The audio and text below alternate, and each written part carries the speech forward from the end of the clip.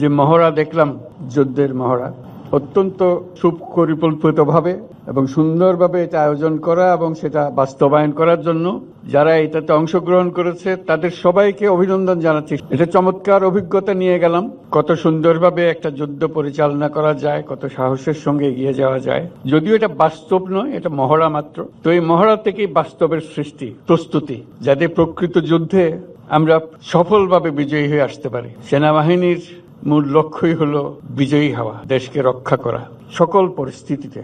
বলা যাবে না এটা এখন বর্ষার দিন, এখন আর পারবো না, এখন বেশি গরম, এটা পারা যাবে না, বলার উপায় নাই। যে কোনো মুহূর্তে যে অবস্থায় আছে না কেন, প্রয়োজনে যুদ্ধে ঝাঁপিয়ে পড়তে হয় পূর্ণ সাহস এবং পূর্ণ প্রস্তুতি নিয়ে। সেটারই একটা মহড়া হলো প্রস্তুতি হিসেবে ভবিষ্যতে বাস্তব যুদ্ধে আমরা আমাদের যা করতে হবে সেটার একটা প্রস্তুতি।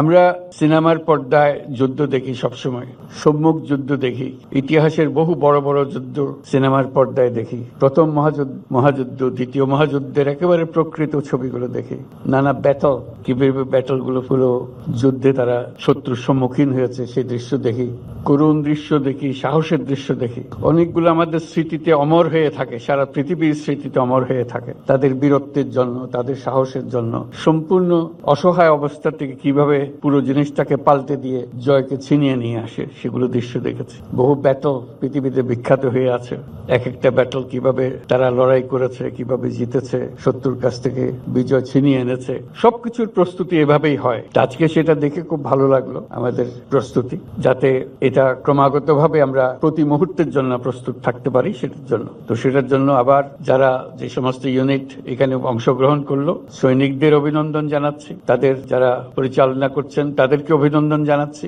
এবং ক্রমাগতভাবে এটা আরো সুন্দরভাবে গড়ে উঠবে এই আশা করছি। এই প্রস্তুতির মধ্যে যেটা বারে বারে আসবে সেটা হলো যে পারফেকশন। এটা সব জিনিসে, সেটা শুধু যুদ্ধের ব্যাপারে নয়, জীবনের সবকিছুতেই খাটে। খেলাধুলার যে খাটে সেটা তো প্রতিনিয়তই আমরা দেখি, যে যত বেশি খাটে, যে যত বেশি পরিশ্রম করে, প্রস্তুতি নেয়, খেলায় জেতার সম্ভাবনা তার বেশি। যুদ্ধক্ষেত্রে একই ব্যাপার, প্রস্তুতি বারে বারে করতে হয়, পারফেকশন বারে বারে করলে এই পারফেকশনের দিকে যায়। সেই পারফেকশনের জন্যই আমাদের সার্বক্ষণিক প্রচেষ্টা চলতে থাকবে। এটারই একটা উদাহরণ আজকে আমরা দেখলাম। বাংলাদেশ সেনাবাহিনীর এই মহড়ায় আপনাদের কাছে আসতে পেরে আমি অত্যন্ত আনন্দিত। একজন শান্তিকামী মানুষ হিসেবে আমি বরাবরই যুদ্ধের চেয়ে শান্তির মহড়া দেখতে বেশি আনন্দ বোধ করি। তবে দেশের স্বাধীনতা ও সার্বভৌমত্বের প্রশ্নে প্রস্তুতির লক্ষ্যে সামরিক বাহিনীর এই প্রশিক্ষণ অত্যন্ত গুরুত্বপূর্ণ। আজকের এই মহড়ায় বাংলাদেশ সেনাবাহিনীর প্রদর্শিত দক্ষতা অত্যন্ত প্রশংসনীয়। এই মহড়া দেখে আমি ও সেনাবাহিনী, বিমান বাহিনীর সক্ষমতা সম্পর্কে আরো আত্মবিশ্বাসী হয়েছে। ভবিষ্যতে সশস্ত্র বাহিনীর এই সক্ষমতা আরো আধুনিকায়নের জন্য আমরা কাজ করে যাব।